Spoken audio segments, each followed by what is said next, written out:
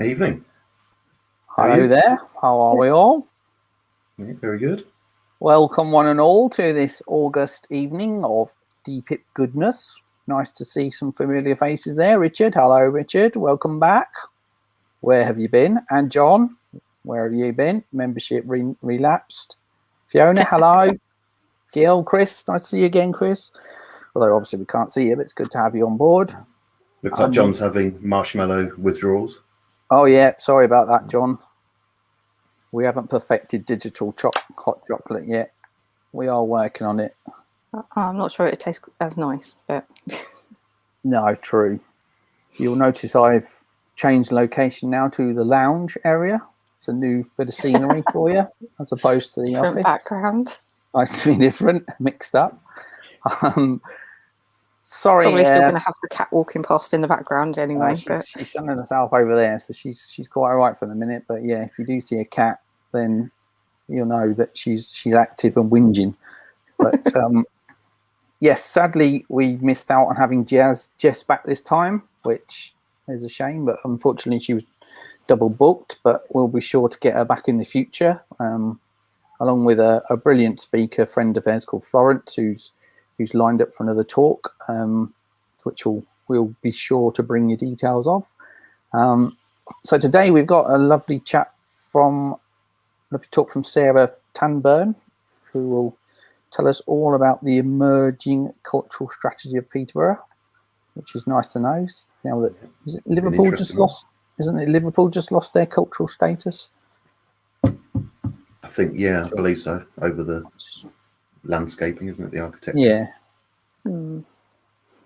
As usual, any questions you've got, pop them in the comments tab, and we will put them to Sarah as we go, or once she's finished her talk, and she'll be happy to answer your questions. And then if anyone's got any announcements they'd like us to give a shout out for, by all means let us know in the chat as well, and we'll give them a shout out, as well as feel free to chat amongst each other during the stream online. So yeah, let's see if we can get Sarah up on screen. Big thanks to Dan as well from Big Orange Heart for hosting us again. Hi. Hello. Hi, Sarah. Hi, Sarah. Hi. I think we might have lost Andy. I don't know where Andy's gone. Completely new platform for me. So I'm kind of, yeah. So I'm just working out how to make this happen. But yes, hello. How nice to be here. Thank you for coming. I'll get to one of these, and it's really good to be here. Yeah. Do you want me to just kick off, or do you want me to ask any questions before I start? Well, I think I was just going to say we've got obviously your presentation, and then I think we'll open up. I mean, the chat will be open during, and then we'll open up the discussion in the social afterwards as well. If anyone's got any particular points or discussion that they want to chat about as well, so we'll be playing it by ear. Yeah. Are you happy for us to kind of leave questions to the end, or I think it's probably better because some of them might get answered as I go along. Sure. Some of the things people we don't want to interrupt your flow, so that's it's just otherwise, you end up going, oh well, I was about to say that.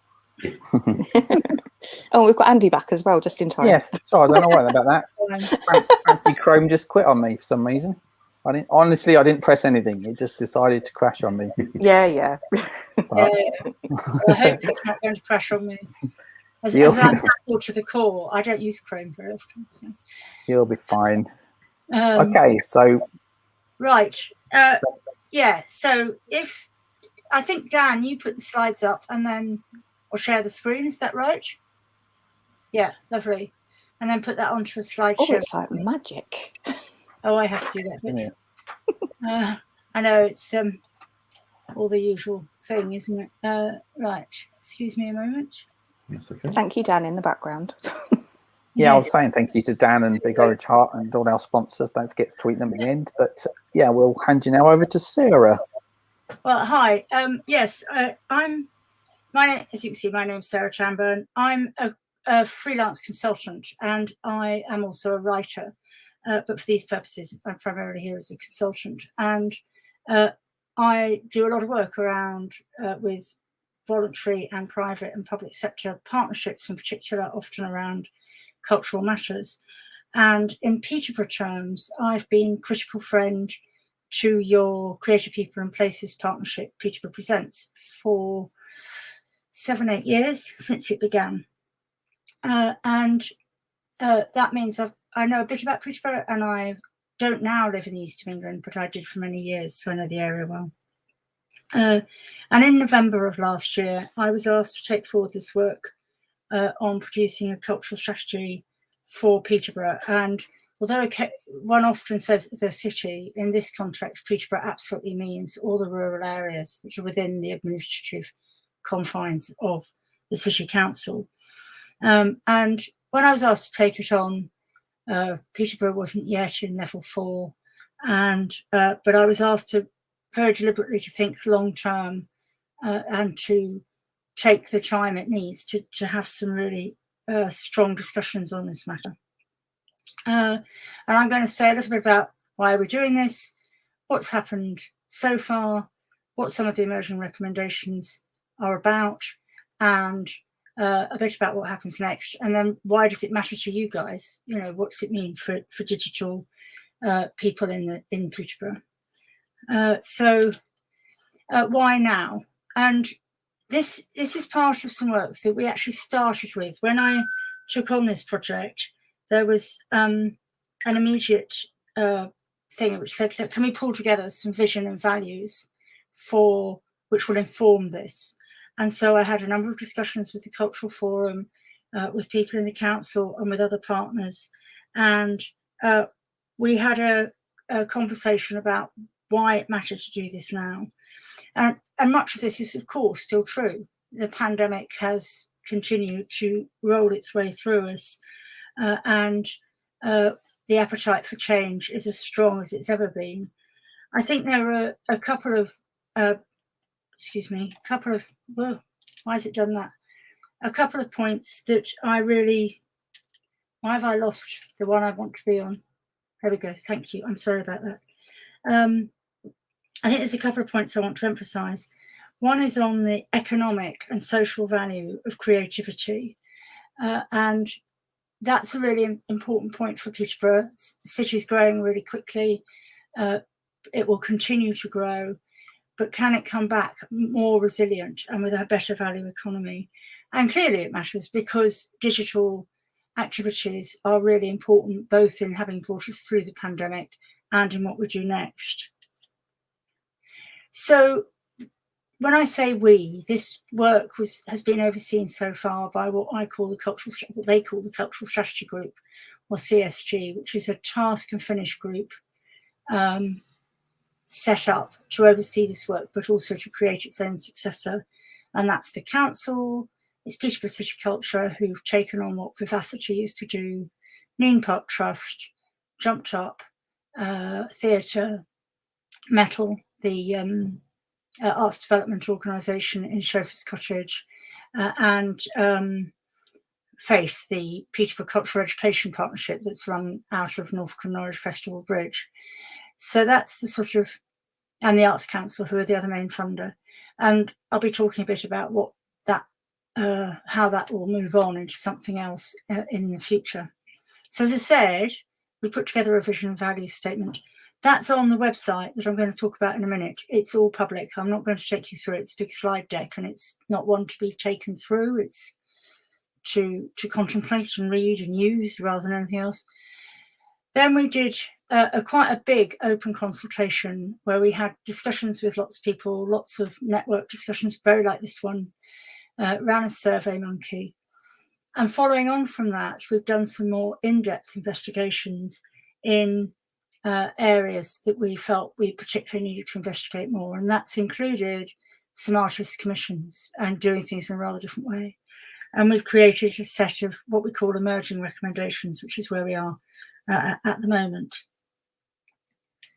And I think it's really important to say that as we set out the vision, we very much wanted to talk about values, and values of connection and of inclusivity, as well as the importance of creativity of cultural success and of access and the environmental issues that are so important in Peterborough.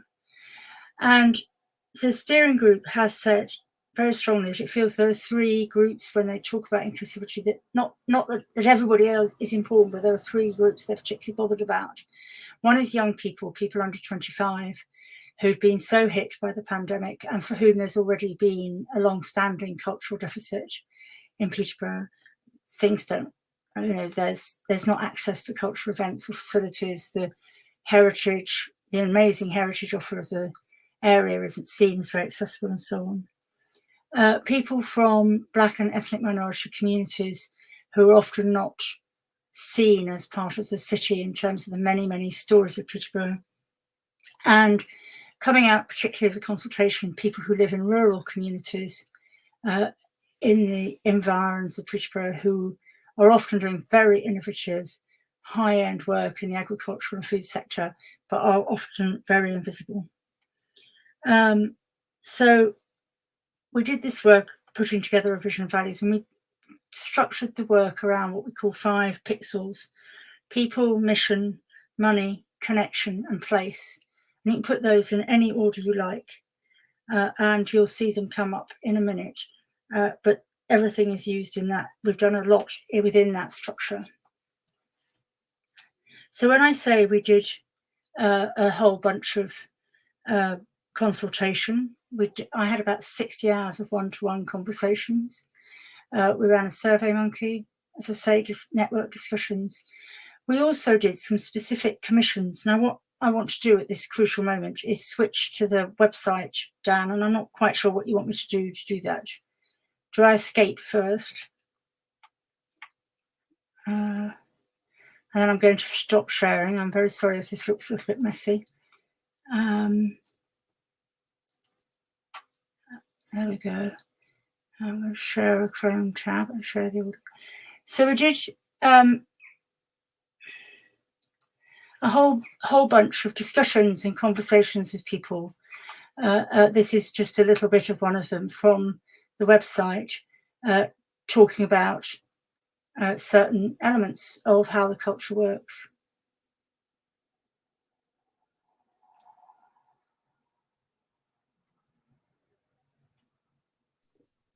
Sorry, Sarah, we don't have your screen shared yet. Oh, okay. My apologies. I will go back and try again. Okay. I thought I was sharing it beautifully. Oh, okay. All right, so I'm telling me to cancel. There we go. That's why. Apologies. Have you got it now? It's coming through. Yep, that's it. Thank you. Okay.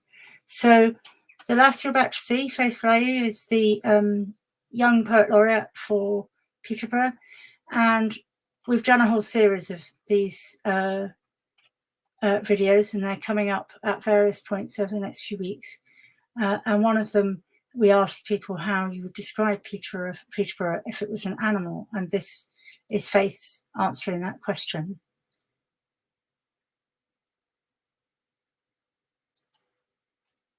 Have you got sound now? Have you got sound? Oh. No, you got it muted. That's it. There we go. Get there in the end. I would describe Peterborough, if it was an animal, as something someone actually said to me not too long ago. They described Peterborough as a chameleon, and since then I can't get that out of my head. I just keep thinking Peterborough as a chameleon. I think it really fits. It's something that Peterborough is just a place that's constantly changing, constantly coming up with new things. So I think chameleon is the best name, best description of Peterborough. So, and we also, as part of this work, and you can see there's lots of stuff here, we commissioned a number of artists to do some really interesting work, and we gave them some specific concerns. We were very interested to talk about how people saw the history of the city. We were interested to know how they talked to each other and what mechanisms they used and how much that had changed in the pandemic and so on. And we deliberately commissioned artists from a range of different communities and we ask them to talk to their own networks. Very often we think that people, communities, they commission somebody to go in and be a stranger, to go into somewhere, and there's something a bit odd, I think, to us about paying people to talk to their mates. But we did, and we got some really interesting things. So Christina is Lithuanian, some of you may know her, and she did a piece of work, and I'm just going to play you a little bit of it, where she got people to write to her. She wrote to them and they wrote back around the experience of lockdown and how they had come to be in Peterborough. And what you will hear is a palimpsest of voices, a mixture of voices, one of which is somebody reading the letter, one of which is somebody reading the letter in English, and one of which is somebody reading who doesn't speak Lithuanian, reading it as if just phonetically as best they can. And it's always interesting to work out which one you're hearing most clearly. So I'll just play a little bit of this.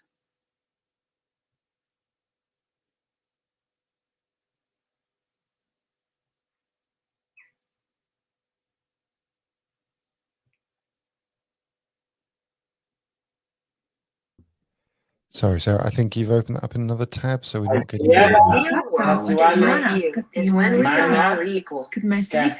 in peace and harmony. We are not experiencing war, misery. Did you hear that?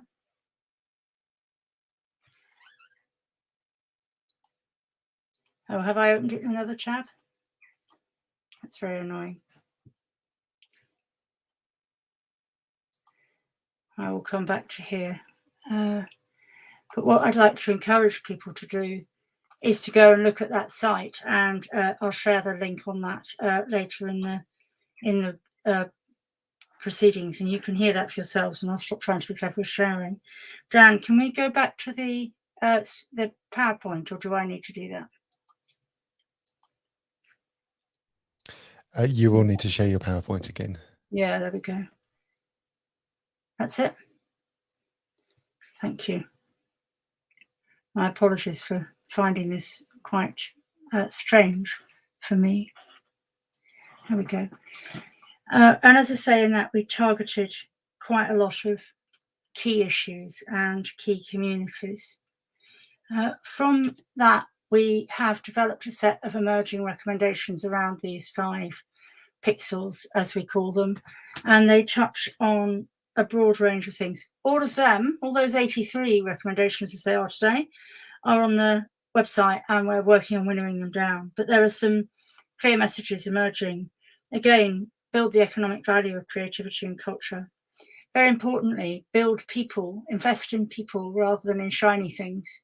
And I think from a digital point of view, there's a good infrastructure in the city. I'm sure there are bits of it that could be much better. But the real issue is people's skills and capacity and time and opportunities. A big message about including and connecting people. For example, I remember a young lad saying, I don't want to go to Portuguese festival one weekend and Lithuanian one another weekend and Italian one a third weekend. I want to go and eat all that food all the time and hear all that music all the time. So there's a really interesting challenge to those of us who are programming or producing or platforming about how we do that. I think also there's a really important message that there's loads and loads of great stuff going on in Peterborough, and Peterborough is very good at not shouting about it. And that simply doing a much better job of bringing things together and marketing the place as a whole, both internally and externally, is really important. And there's also a strong message that the area, the cultural offer and cultural practitioners in the area are wanting resilient and strong leadership that can bring people together, can help people to collaborate rather than compete, and which can promote investment and opportunities for everybody. So the next steps, there are 4 particular things that are going to be happening. So there's more content to come on the website. So we've just done a big consultation specifically with young people. So the outcomes of that, both artwork and a report, the conversations like this one that are going on, an attempt to set out a kind of asset list for the city so that people can see what its cultural base is, building better networks and so on. So that work continues. Then there's some work around ongoing commissions and developments. So we've been working to put stuff into the public domain, into the streets, from now through to the new year to build confidence and footfall, looking at opportunities that might come up to gain further investment and collaboration, looking at building festivals. Pride will be the first big one. Neen Park are planning a big event next year. How do we begin to make the most of those and hear those messages about connection? There's quite a lot to do about learning from data, and that's very much an ongoing development. And there's a lot to do to bring together the heritage offer that is very distinctive in Peterborough and is currently very fragmented. Then there's quite a bit of work to do around leadership and partnerships. You know, what does a long-term and inclusive, stronger model for leadership look like? And there's also an issue of better partnerships. Some of you will know that there was a lot of talk about a County of Culture bid for Cambridgeshire as a whole, but with a particular emphasis and focus on Peterborough and North Cambridgeshire. What would that look like? What are our partnerships with funders and investors? And how do we make better partnerships within Peterborough? That is beginning to come together as a set of final recommendations and an action plan, which should be coming out in September and will include a sort of 10-year outline plan, but with a lot of flexibility within it. And it's a strong wish of the steering group. We're not going to produce a single document. We're not going to do a thing that you can print even, and because it's a PDF. The objective is to use the website, which is Peterborough Cultural Strategy, to ensure that people can see the process that we are going through, who's been involved, how they've been involved, where that's gone to, and that can be very literally a dynamic thing. So it's not a dynamic whiz bang, lots of interaction website, but it will be there and it will sit there and continue to be updated so that people can see how that strategic work is developing and how it's being delivered, that it is being delivered, that there are things happening as a consequence of it. And there's strong feeling that to do that digitally is more effective than doing it with trees. Much as I love trees, but I like them standing, not as paper. And this is my last slide, and then I'm going to shut up and have a conversation, because I think it, where does digital fit?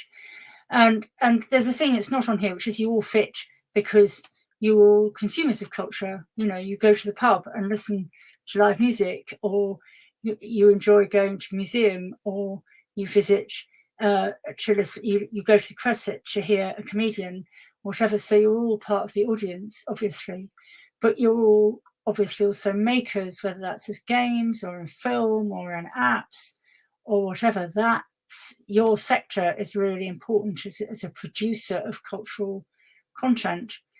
I think digital has a really important role in the communications, in websites like the one I've just talked about. Thank you, Paper Rhino, in blogs, in all sorts of ways of disseminating information, which takes us into marketing and distribution.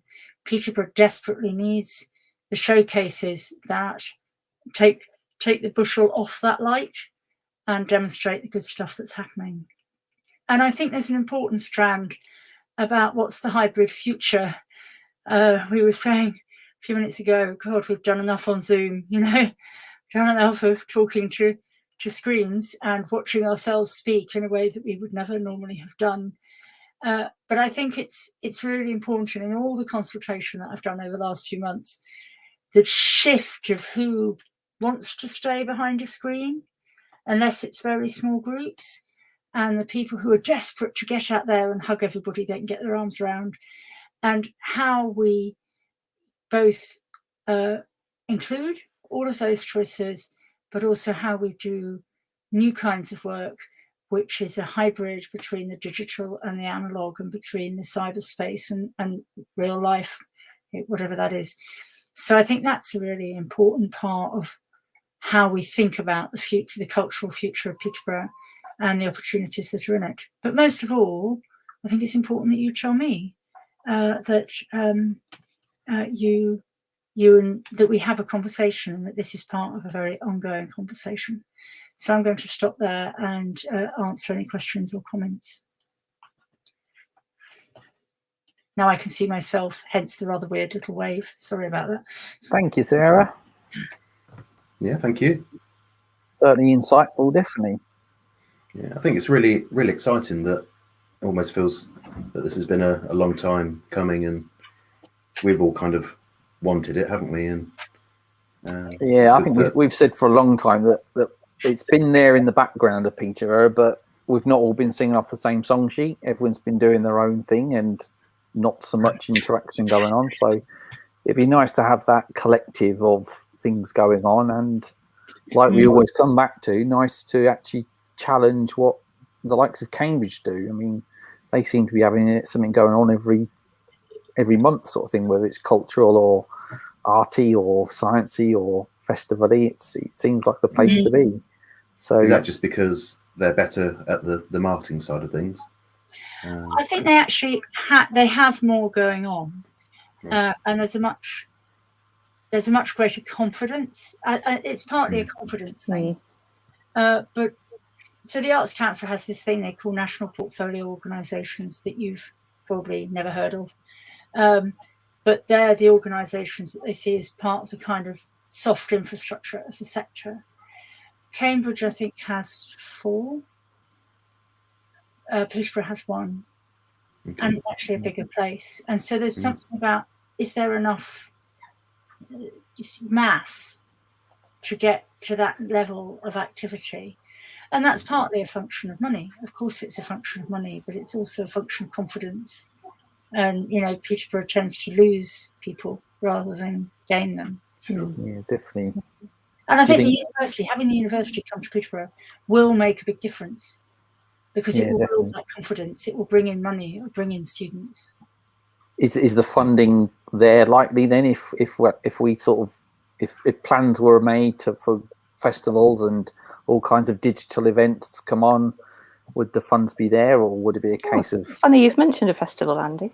Well, yeah, of course, our very own beloved STEM festival, obviously, which we do every year. Right.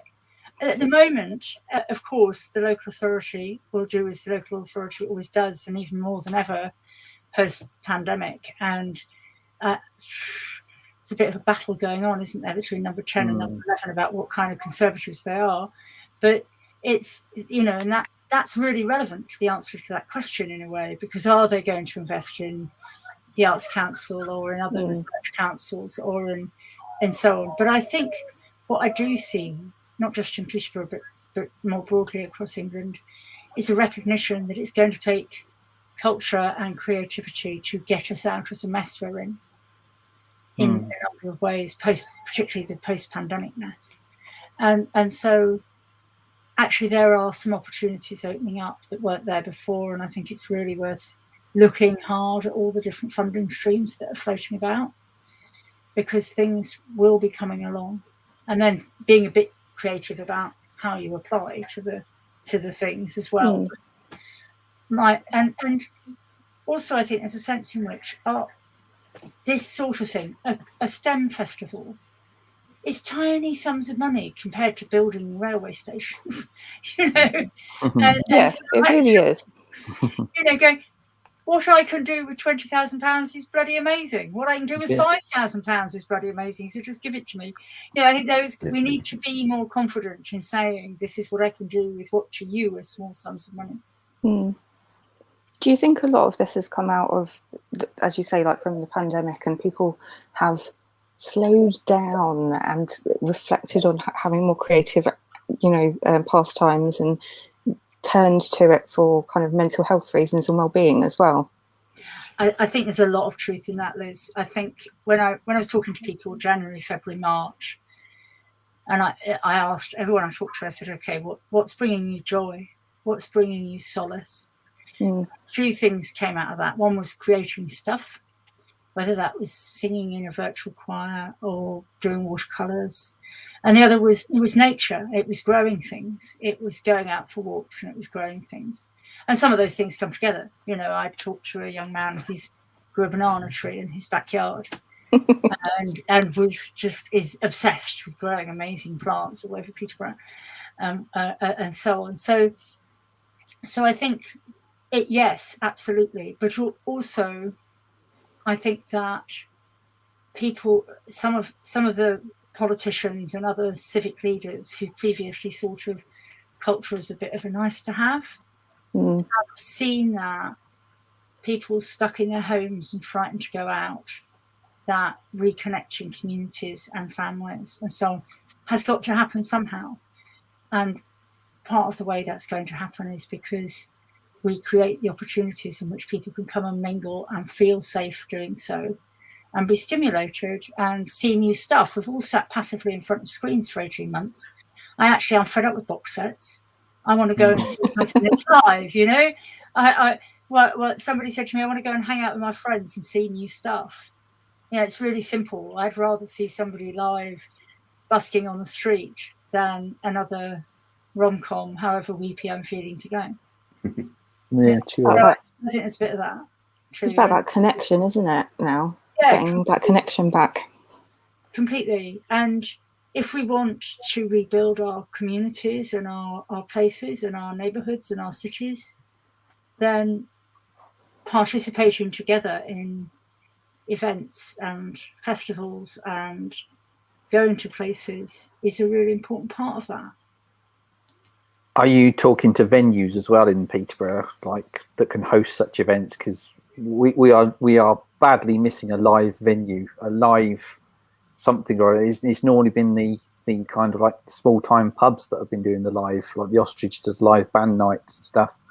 But we're missing an arena of some sort where we can have poetry nights or any kind of bands come along to play and stuff. We've absolutely I've talked a lot to various venues, private and public, commercial and subsidised. And I think there's several things in there, Andy. Number one, people want to come together outdoors more than they do indoors. And so it's also about being really creative about using outdoor space, whether that's parks or it's Cathedral Square or its local district neighbourhoods. And that's a really clear message at the moment. And it's not just in Peterborough, it's nationally. So Indigo have done some brilliant work on people wanting to come back to things. And that's a really big issue. So being more creative about what counts as a venue is valuable.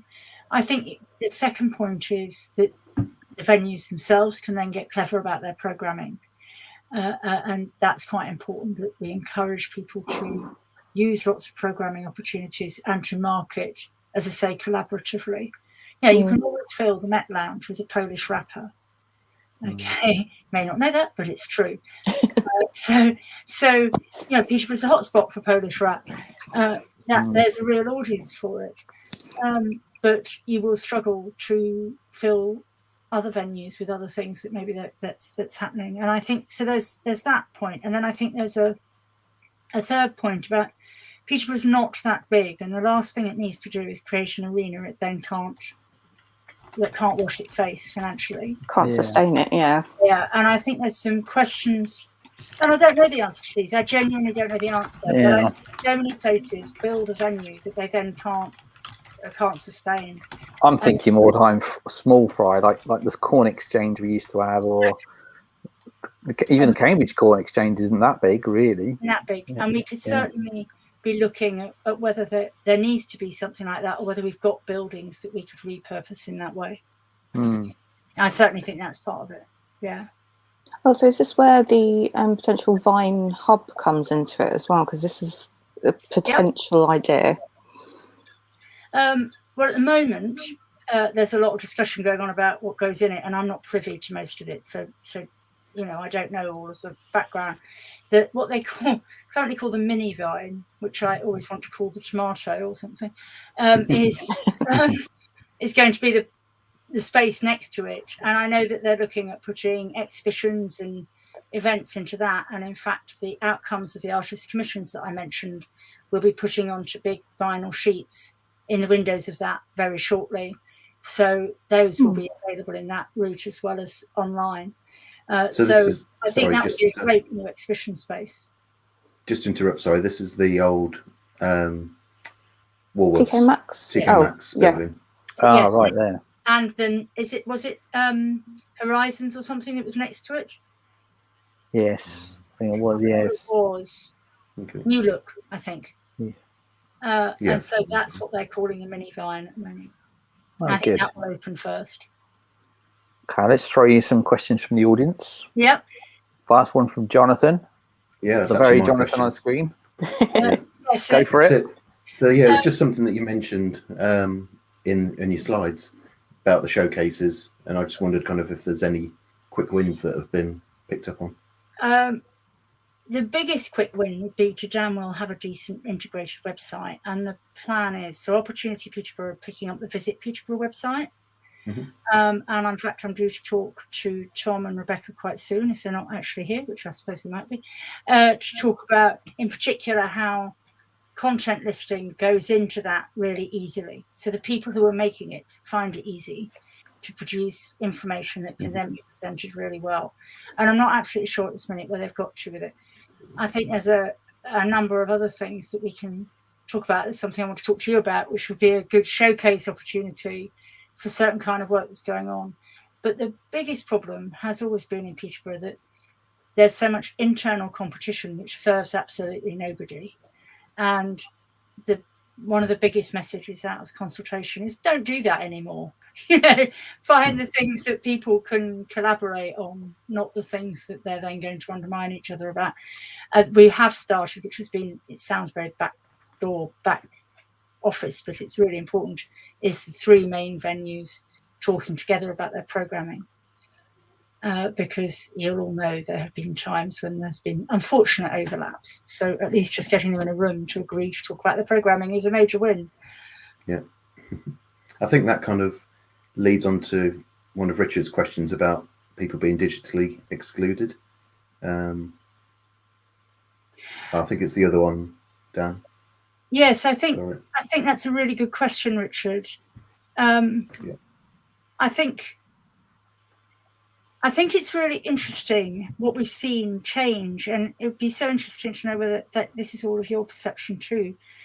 Because, if you'd said 18 months ago who's digitally excluded, one of your paradigmatic people would be somebody elderly sitting at home who might have grandchildren somewhere else they occasionally talk to on the phone, quite possibly a person of colour.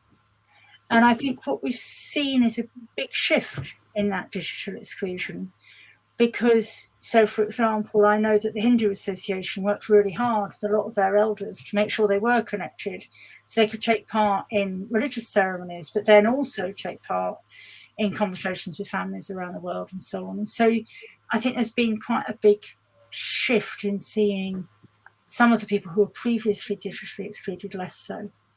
But I think, on the other hand, we've still got plenty of people who can't afford the kit, or who can't easily use the kit, or who can't afford the network connection. And so there's an overlap there.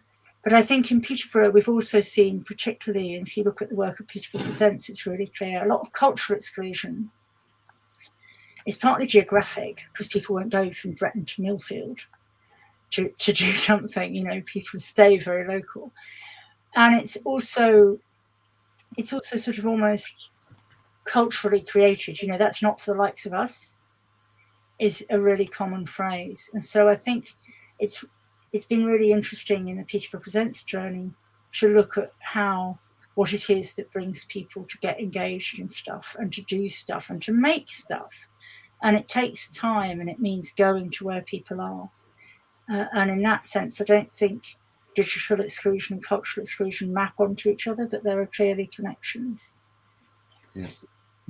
Yeah, I know when we had a Aging Society workshop that we ran, and part of that was just to kind of see, one of the things that came out of that was almost like a way of seeing what skills the Aging Society lacked. So a lot of them had the technology, they had the hardware, but they either weren't confident or just didn't have the knowledge to actually use it effectively. They maybe did rudimentary things, but there was almost kind of like a whole new level of features that they could like unlock that they just didn't have awareness that they existed. Put her iPad onto airplane mode, and it took us 2 weeks of painful phone conversation for her to understand it wasn't that her iPad had hated her. It was, you know. Yeah. But then, like on the flip side, so from our experiences with homeschooling the children last year, just knowing that there were other children in the class that didn't have access to devices, and it was quite kind of. Yeah, it was interesting. We've also got to consider that, like Richard's just said, that it's digital has gone beyond the website now. It's now in VR and AR. It's augmented reality in VR, and with that comes a cost. And we had Lee do VR workshops with the elderly, and they absolutely loved it. They were mesmerized by it. But unfortunately, with that kind of tech, you are talking big budgets. It's the next level kind of budget to get all the equipment in, which is a shame. But I've always said it'd be good to have some kind of augmented reality type guide around the city, a tour guide, so you can go to Mary Queen of Scots grave, and up she pops and gives you a good story about her life and how she ended up there in the cathedral, sort of thing. But again, that comes with budgets type thing. I'm old-fashioned enough to need a pen. But reality tour would be a really good augmented reality tour of the city. So you get people to go to certain places, the museum, the cathedral, and they have a bit like this whole Pokemon hunting thing where you bring it up on your phone and learn something, which is good. But and there's been some really successful ones. And quite a while back, I went to a VR exhibition actually of paintings at Tate Modern, and it was my first time with virtual reality. It's the first time I'd ever put a headset on, and it was just mind blowing. You know, it is definitely. Though I think it's quite interesting how people feel about headsets at the moment, which I'm sure that will eventually change. They're bound to get smaller. And I really agree with what Richard says. It is more than websites and what you're saying. But I think if we could, I think that's why it's worth thinking about what does that hybrid future look like? How does that work? I've got a book launch in a few weeks' time, which isn't being filmed and isn't being live streamed. And you know, and it's like, well, actually it'd be really good if it was. I mean, I've got a story in a book, in an anthology that's being launched, and it's being launched in Newcastle, and I probably won't go, you know. And that's a shame, but it's like that would be good if it was being filmed or live streamed. Next question from Fiona: who will be overseeing the delivery of the strategy? Very, very good question, Fiona. The idea at the moment is that there should be some kind of what we have discussions about the name, but let's call it a culture board for now, which has some legal corporate standing and has a board which is quite widely drawn, and its core job is to make sure that the strategy is being delivered. And what I hope is, I've got a paper that's drafted, and the strategy group had a good look at it and told me to go away and do some more things with it. And what I'm hoping is that by the beginning of September, we have a proposal we can put out there and have a discussion about, and that we have some clear commitment from key players to put some money into that. So it's not just a group that gets together and has a chat every now and then, but can employ somebody to make sure it all happens. And for the avoidance of doubt, that won't be me, because I think it should be somebody who is actually really local. And I'm not really local, not anymore. So I kind of think there should be a role there, and I don't think it should be me. And it's always a good thing to be clear about that. But I think there should be, and will be, a delivery body that has that core job and has some resource to do it with, and is well plugged in to all the other networks that are going on in the city. And exactly what form it takes, and whether it's a trust or a CIC or whatever was one of the things. We're just busy trying to iron out the best for that and how that best plays with potential funders. Yeah, it's a good idea. It holds things to account, doesn't it, for things going forward? It's not just a case of then, you know, if there's a County of Culture bid, they're the people who pull everyone together in Peterborough around that. They're the people who say, okay, well, let's everybody sit down and have a proper look at this bloody festival calendar and see whether we can make it, you know, come together and gel as a city of festivals or whatever it is. And who, when, you know, if there's a bid that starts being pulled together for a new venue, for example, they're the ones who are then making sure that everybody's lined up behind that and saying the right things to potential investors and so on, so that everybody's not all falling over each other in those sorts of conversations. Good, excellent. Next one from Jill says, the pandemic highlighted a digital access divide. If the strategy is only available via the website, is there a danger of creating an excluded group who have little or no access to the culture? It's a really, really good question. And in a way, the cultural strategy website isn't culture.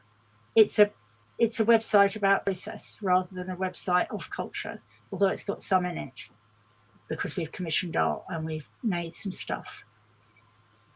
And that was a deliberate decision because I don't know how many bloody strategies I've written which have been printed on paper and then sat on shelves gathering dust for 10 years, and nobody had access to them, and nobody ever looked at it, and nobody saw how it got to be what it was, except for a very boring list of acronyms at the back.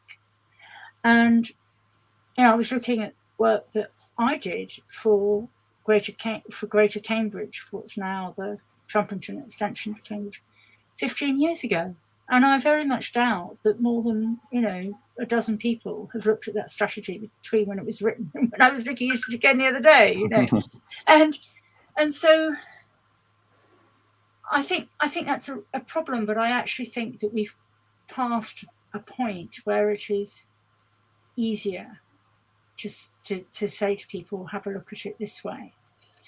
There will be reports to the council, because if we're going to try and pin their feet to the floor and get some money out of them, there'll have to be reports to the council. And if we want them to commit to supporting things going forward, obviously there have to be reports to council. So there will be paper versions of the recommendations, and it's a really good question about whether we can further boil that down and get that into certain key pairs of hands, and thoughts on that are really welcome. But we've been very reluctant to just create another paper document that actually people don't look at. It's not more accessible because it's on paper. It just fools you to think that it is my experience. Yes, I suppose the question is, how do you target people in a not digital way? So I suppose, is this like through the traditional marketing route?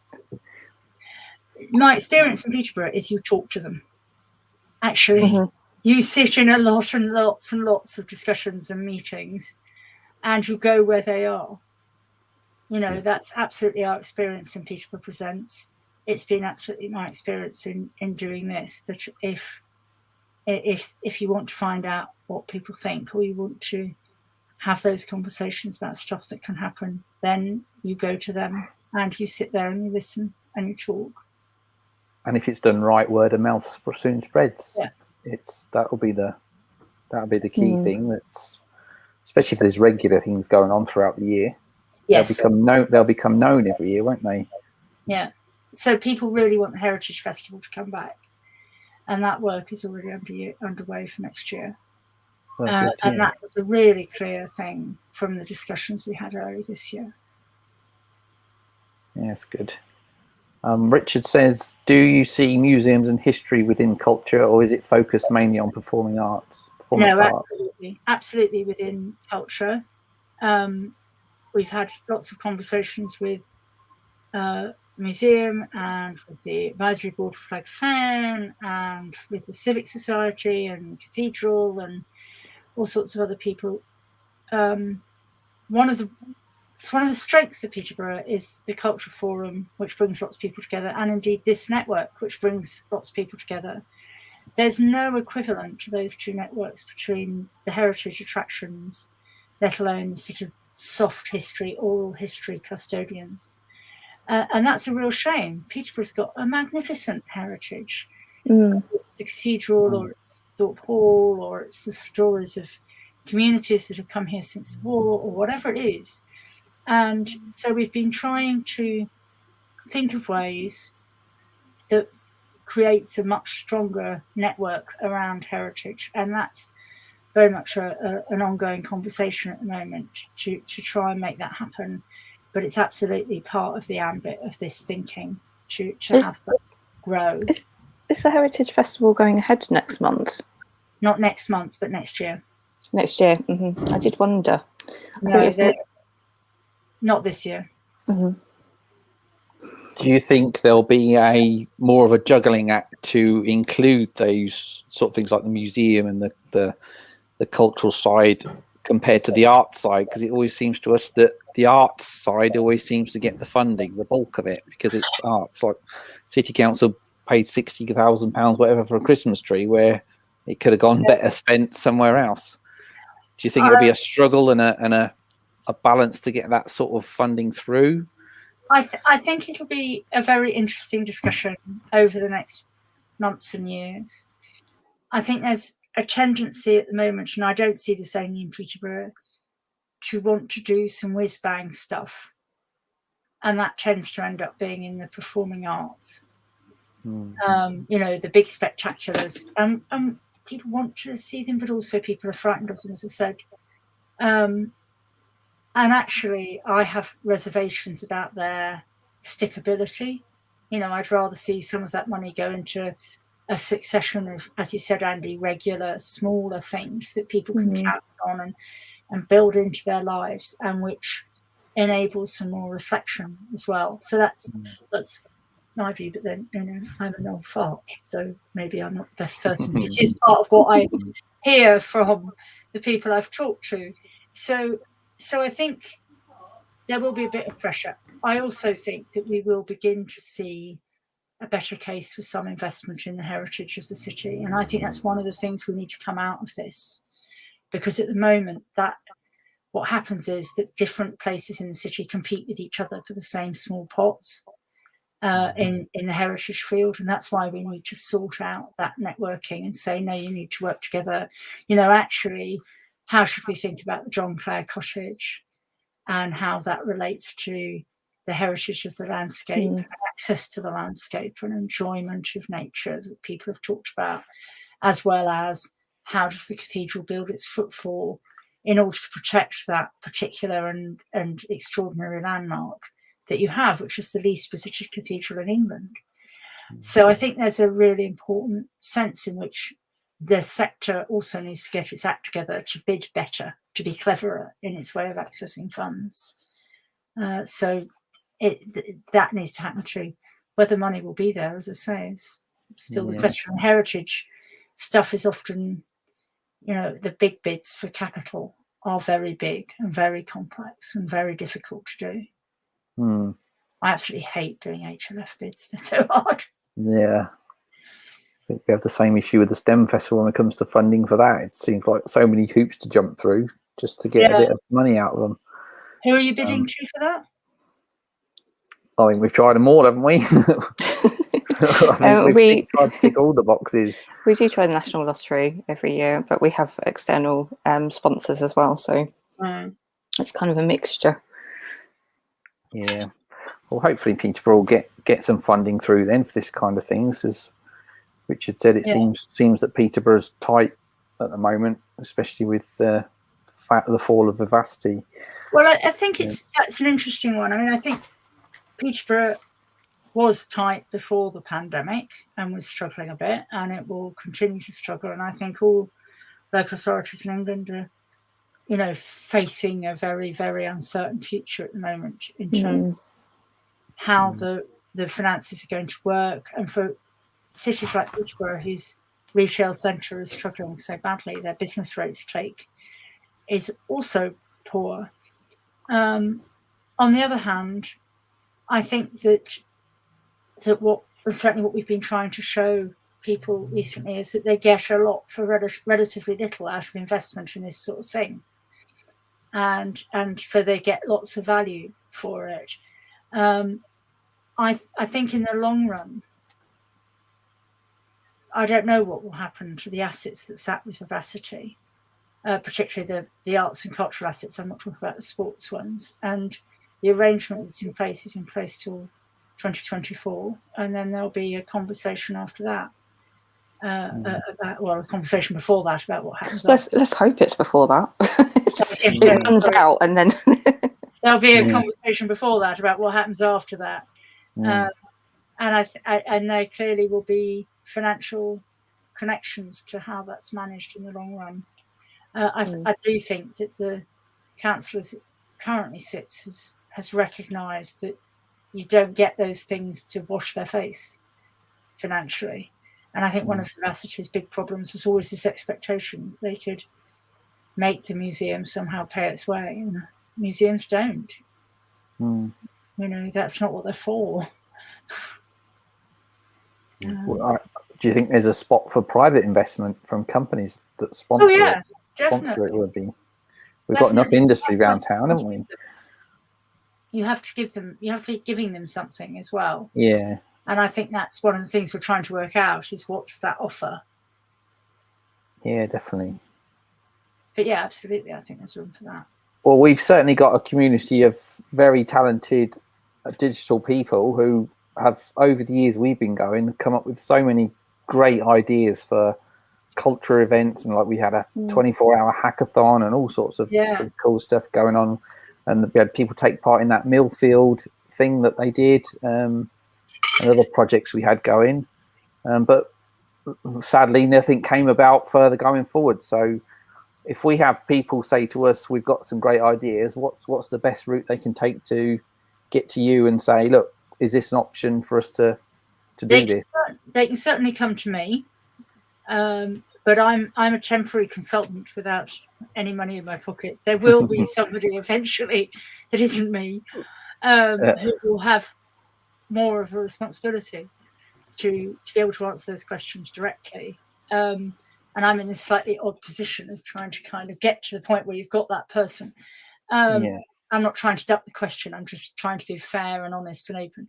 I think the other thing to do, especially thinking about things like Millfield, is to go and talk to Peterborough Presents about the work that they're doing and whether there's, so the VR work. I'm trying to remember the name of the guy who did a VR project with Peterborough Presents, and it was such fun. It was really good fun. It was a little virtual reality game you could play on your screen, and he'd done it in a workshop with a bunch of young people. And there are times when there are commissions and commission money that comes along that offers opportunities, and we have got a bit of money for doing stuff that is in real life that might have a digital basis in the city centre and in district centres over the next few weeks and months. And there may be specific opportunities that come out of that. So that's all quite short term. I think that in the long run, we need to be looking at ways in which we talk about access to funding more broadly, and we share that knowledge about where that funding might be and what those relationships look like, and we start building a much better relationship with businesses in the city. Peterborough is a massive logistics centre. You've got companies that have done really, really well out of the pandemic because they're building trucks to go all over the country. You know, there are people who currently are very busy in that field. That's certainly nice to see. And so there you go, folks. If you've got any ideas, then feel free to send us to them and we'll pass them on to Sarah. It'd be nice to see that some of the project we've done in the past sort of get more behind them. One thing you mentioned earlier, Sarah, I just wanted to kind of touch on. So you kind of mentioned about the Big Bang events versus the smaller regular events. And I just kind of think that the smaller ones just help kind of foster that community. They kind of get people talking. You see the same faces at these events. And... It's measured in Peterborough Presents. So the areas that they've worked in over the last 8 years, it is absolutely measured, and it's absolutely true that smaller, regular, local, trusted builds community connection, and it builds audiences and hence markets amongst communities and groups that aren't historically involved. So we do know that. I think there's a little bit of a tension between building that connection within the city and building the profile of the city outside to grow the visitor economy. And I mean, it's not really a tension. It's just a question of finding the right money and applying it at the right moment, frankly, because there's no reason why you can't do both. But I think it's understanding what within the city, what the city needs at the moment. And my view is that the city needs more of the smaller and the regular, but there are certain key points that might be just before the beginning of term. It might be, say, Halloween and Christmas, where something big to look forward to is really good. But in the meantime, you're also doing definitely. It's the venues as well. We need to sort of be there as well. Like Scott just said, that it's definitely the small events that build the communities. So we've got the Key Theatre that I haven't been to for years because they've not done anything regularly throughout the year. It's the only places we tend to find these sort of open mic nights or poetry corner type areas are in the local independent pubs that pop up. And even we've seen them close, which is a shame. Some of them have disappeared. Right. It seems like we want to push the culture, but on one hand, but we're taking away the very resources that they need to on the other hand, which is a shame. I don't disagree, and I think that, I mean, certainly, as I said, the venues are talking much more about programming together now, and I think that's a real opportunity to talk about exactly what you've been just discussing, and not the idea, for instance, that the Key should somehow compete with the Crescent and the New, complement them and do things. It's a publicly owned asset, and it needs to operate as a publicly owned asset. Yeah, and I think that recognition is now much stronger amongst the people who own and manage it, and we've just now got to find a way in. I think it's a tragedy about a lot of small pubs that have gone to the wall over the last 18 months. That's a problem everywhere. You know, it's a problem. Yeah. I'm sitting in Cardiff, and it's a problem here. Yeah, it's a shame. What we have seen with the pandemic, though, that a lot of pubs have invested in outdoor space, haven't they? Like the Charters, for example, has got a superb stage and arena type area for sitting and stuff. And any venue they put on will be a great asset for them, I'm sure. Even the smaller places, I mean, they could probably cater more for the outdoor folk now, which is just a case of getting the events on, I think. Yes, I think that's right. And I think too, there are problems that certainly are well known in the hospitality industry and are beginning to hit venues, which is about staffing. And you might now have the law on your side to do things, and you might even be able to get the performers, but you can't get the front of house people, and you can't get the bar staff, you know, and you need those people, and you can't get the bouncers. You know, I was listening to a publican, I think in Lincolnshire or somewhere, the other day, and she was saying, you know, I can't get security because actually they're not prepared to stand on the side of the road till 3 a.m. any longer, getting shouted at. No. But actually, some people are behaving like absolute. Yeah. In pubs and pub staff. So I think there are some problems that are difficult right now. Yeah, there's a lot of logistics to think about, isn't there, in different areas. Well, it's nice to see that it's got a plan then, and we certainly keep an eye on it and look forward to seeing what comes out of it. I had a question. Me, please. Go for it. I was just going to ask, what can we do on an individual level to kind of get involved with or support, you know, the culture strategy and kind of going forward, I suppose? Have a look at the site. Have a look at the recommendations and stuff. Give me a shout. Have a chat. That's the simplest thing to do. And if you can't get hold of me, if you know, I'm sure many of you know people like Kate Hall and Mark Richards. Oh, yeah. Talk to them. They're on the steering group. It's my job to try and put it all together, but you can talk to any of them. And if you've got great ideas, especially about stuff that we can do in the next sort of 4 months, 5 months in the city centre, also please, in the first instance, talk to me. But we're in the middle of appointing a project manager to do some work around that. Fantastic. Sure. So there's lots to do. And when we have created whatever this body is, you never know, I might be coming and saying, well, I need somebody to come and be a director, please. To be really good, a good digital creative input into that, somebody who understands how it works, because otherwise I think we'll end up with a lot of people who are more like me than like you. Yeah, I'm sure we have a good input from the community. Yeah, and I think everything it's really great, really great. Great stuff. Well, thank you for your time, Sarah. Thanks for that insightful talk. Keep us posted. Don't think there's any more questions. Everyone's gone quiet. I think you've answered them all. Yep. Yeah. Yeah, all looks good. All looks good. So what's just left to say is thank you, Dan, for having us again, hosting us again at Big Orange Heart. Thank you. Thank you, Dan. Everyone tweet out your love to the Big Orange Heart. I mean, as well as all our lovely sponsors on our DPiP page. That's all we ask, is a free tweet tagging them all in. Any more questions from you guys? Nope. Looks quiet in the chat. It's quiet that. I mean, you two. Oh, I thought you were looking in the chat. Any more closing comments? No, not for me. Sorry, I was just doing a bit of back office work. He's distracted. No, I think we're all good. I don't think we have any announcements very much this month, but we will be back next month.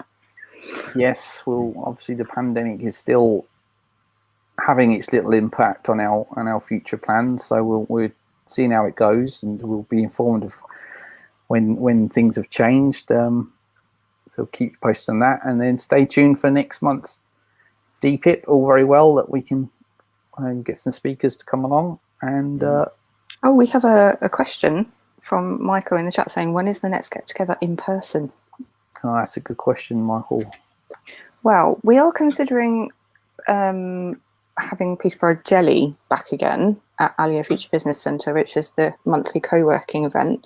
We've been in talks with them, and we'll probably have to put a cap on the amount of people. So I think it's going to be about 20 people per month. As for the next in-person DPiP, that's a very good question. Yeah, we haven't spoke to Bewitched yet, so we're going to see what their sort of plans are before we sort of commit to going back to the coffee shops, whether it's in Bridge Street or at the new one down by... Oh, the Fletton Keys one. Fletton Keys, that's it. Yeah. That's it, which is a bigger one, so we'll certainly let us know how you feel about going back to events in person, whether you feel safe, whether you feel comfortable, and maybe we need a survey. That's an idea. We can ask if people feel comfortable. Yeah. But Jelly's free to turn up to, by the way, if you're interested in fed up with working from home, you just turn up to Alia and share a desk and get on with your work and chat away with people. We're thinking of starting that again in September, so we'll really casual. We'll put a notification out, and turn up for free, and free tea and coffees. And lovely. We are looking at doing a digital art workshop / exhibit as well over at the Hackspace. So that's still in kind of talks, but hopefully a few weeks. So aim for kind of September for that one. That's again like a. So got stuff in the pipeline. It's just no definite says yet. Just stuff in the pipeline, not ready yet, but we'll see how it goes. Right, we'll let you. Oh no, one more. Sorry, I was just going to say, if anyone has got kids up to the age of 17, if you follow us over on Peterborough STEM Fest socials, we are sharing kind of activities for the summer holidays as well. And a lot of those are free to attend, so we've got a good list going on. Good stuff. Well, thank you all for joining us. We'll let you go to your evening now. I think we're going to head over to the socials, aren't we? We'll head over to the Right. social for a chinwag. Sorry that Jess couldn't turn up tonight. She sends her apologies, but we'll sure to bring her again in the future. And yeah, we'll see you over in the chat. Thanks all for coming. Thanks Take a lot. care. See you See you next soon. time. See you next time. Bye. Bye.